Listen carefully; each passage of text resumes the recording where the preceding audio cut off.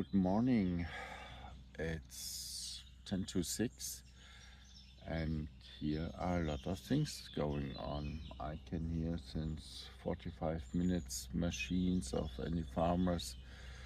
They're driving up and down the road. They are really busy. I really don't know what you are doing that early here, and I really don't know what what they are farming here. Also, what kind of plants. So I will see this later, but for now I just need to drink my coffee and then I will start packing my stuff together. And I hope that I can leave at 7 to the next lake. Now I know what they plant here, and I'm wondering if this is a special climate. Hazelnuts. It's the very first time in my life that I see a hazelnut plantation. So I know where all the hazelnuts are coming from, maybe.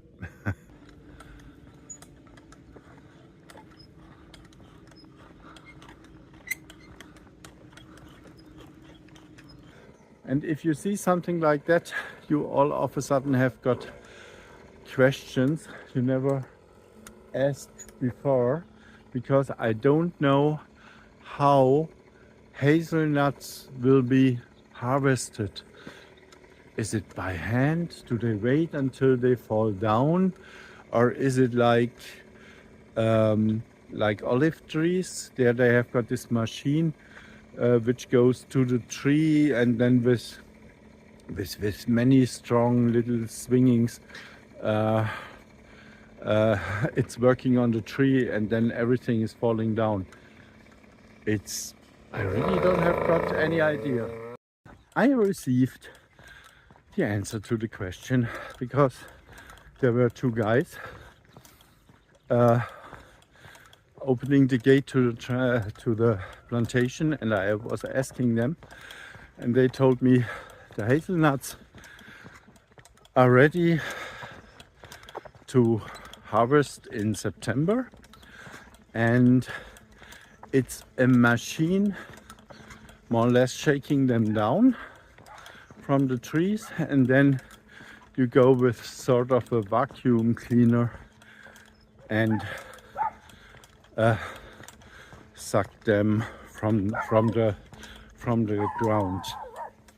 So I learned something so early in the morning. Fucking dogs. Maybe in Germany famous Byzant king nuts are growing here. This is a name for hazelnuts, but actually it's a marketing invention. Of course they are not existing. We also know the cherries from Piedmont, they are also not existing, and it just sounds fancy.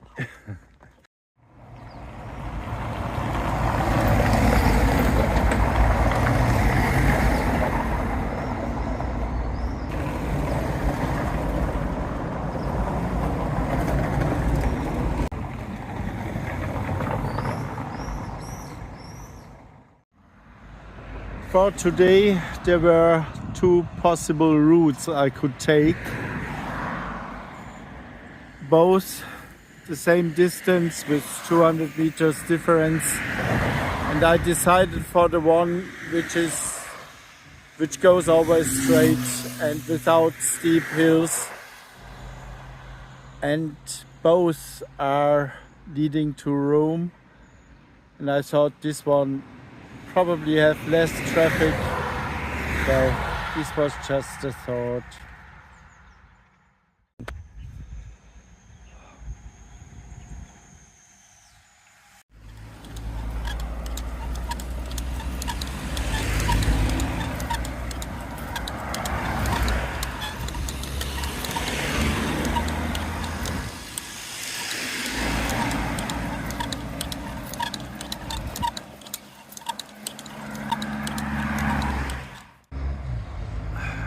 It's 11:43 and we still have 8 kilometers to hike. But now we can leave this terrible main road and following a road which is called also sort of a bike tour road to the lake. That's better for the dog. Then he can hopefully walk without the leash, because then he is searching for little spaces in shadow where he can make a short rest.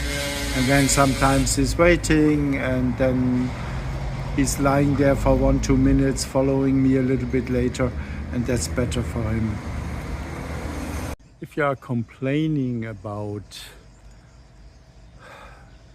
data protection and freedom and whatever, then come to Italy. There are so many cameras all over and you are spied each and everywhere. It's really bad.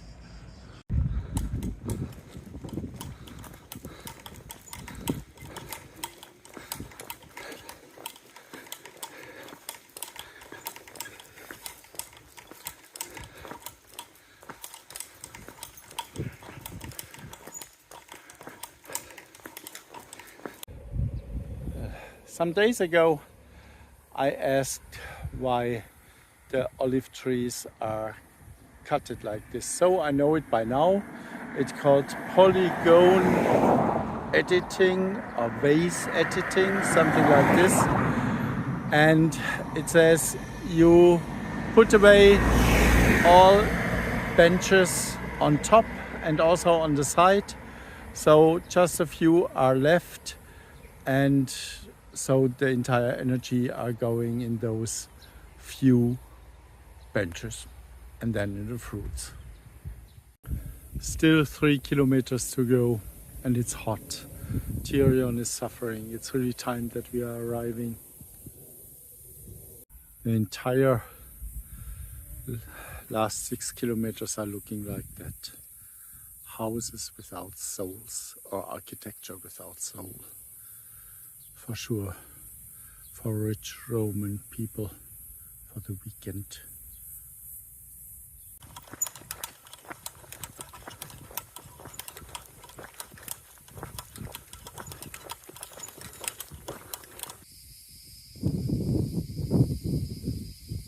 Sound of hot summer. Hallelujah.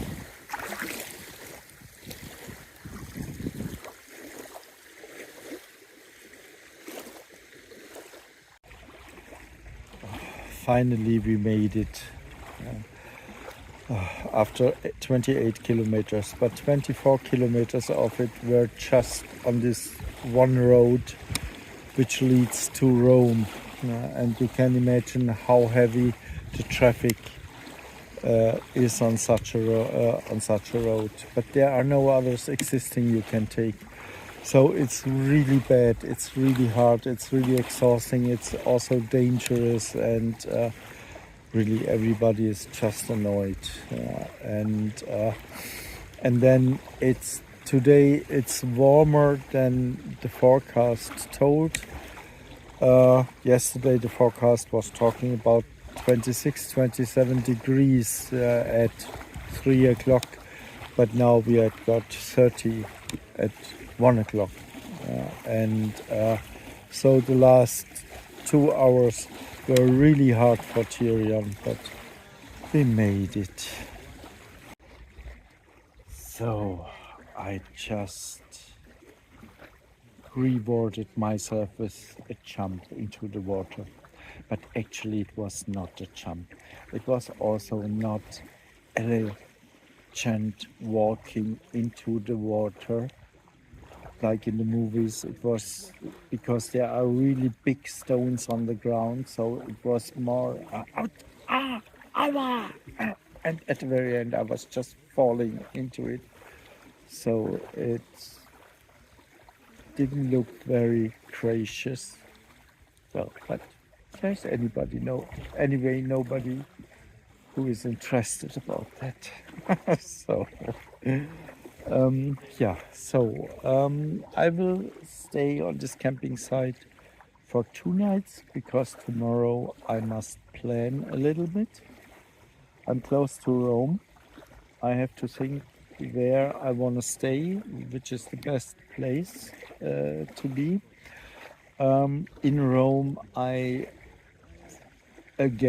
want to try to go to newspapers and let's see if somebody is interested about my story. I hope that at any point there must be one newspaper who will be interested. It cannot be that in every country, every newspaper, even TV and radio is reporting about it, and Italians just so yeah complimenty that you are doing it. It's really great, and then they turn you at the back and they are leaving.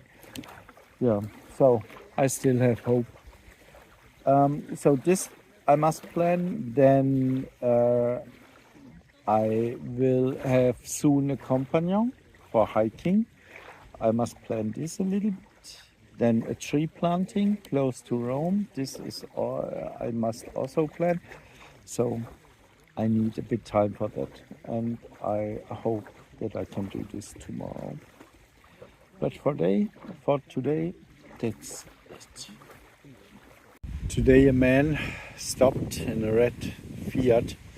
And then he went to his trunk, opened it, and then he gave me 5 of these for Tyrion, which is so nice and kind. Mille grazie. Tyrion, kom mal. Kom mal. Kom mal her. Jawohl. Kom mal.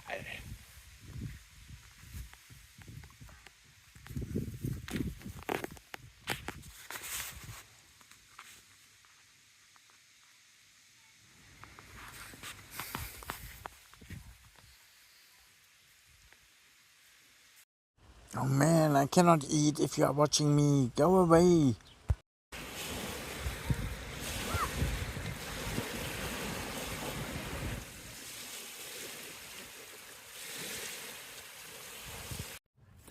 How should we deal with the unknown? Dealing with the unknown can be challenging because it often brings with it uncertainty and fear. But it is precisely this uncertainty that offers opportunities for growth and discovery. Here are some approaches to dealing with the unknown constructively. First, acceptance of uncertainty. The first step in dealing with the unknown is often acceptance that uncertainty is a natural and inevitable part of life. By learning to accept uncertainty, we can reduce the fear and stress that often accompany the unknown. Second, information and preparation. Being as informed and prepared as possible can help reduce feelings of helplessness. This may mean acquiring knowledge, seeking advice from experienced people, or playing through scenarios to be better prepared for different outcomes. Third, openness and curiosity. An open attitude and curiosity about new experiences can make dealing with the unknown easier. Instead of fearing the new, it can be helpful to see the unknown as an opportunity to learn something new and grow. Fourth, flexibility.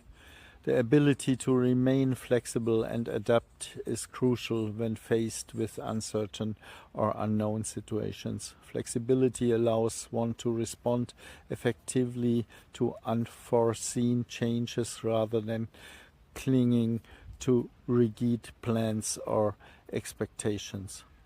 Fifth, building resilience.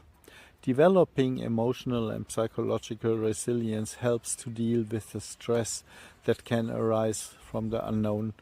Resilience can be promoted through techniques such as mindfulness, meditation, and maintaining supportive relationships. Sixth, decisiveness. Oh my God. Decisiveness. Sometimes dealing with the unknown requires making quick decisions. Decisiveness.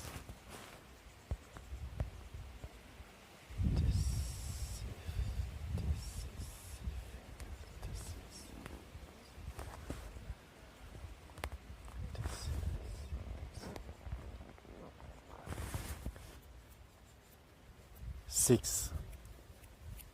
Decisiveness.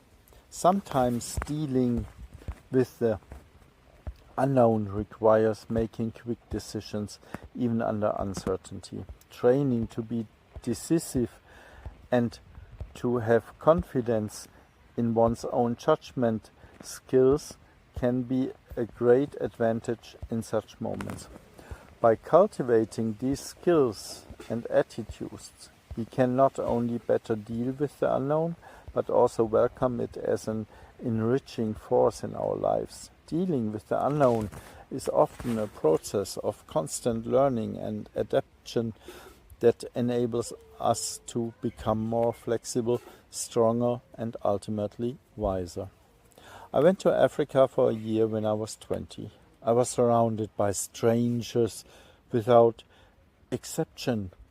As a TV journalist, I found myself in situations that were completely new to me almost every day. And today, there is a different surprise around every corner. All of this shapes me and makes me grow. Everything I do and have achieved would not be possible without these experiences. I don't get scared or anxious when something is new to me. On the contrary, nothing shocks me anymore. And the next guy who doesn't go to an exotic restaurant with me because he says, who knows what that tastes like? I don't want to name names. In any case, if you arrive like that, it's over before it even begins. Basta. I accept uncertainty and understand when things are scary, just not by my side, because it drives me crazy. Which group do you belong to? What exactly is it that makes you afraid? Isn't it simply the fact that you don't know how to react? Well, sometimes you have to fall into the water to learn to swim. And those who only trust what they know will rarely become wise.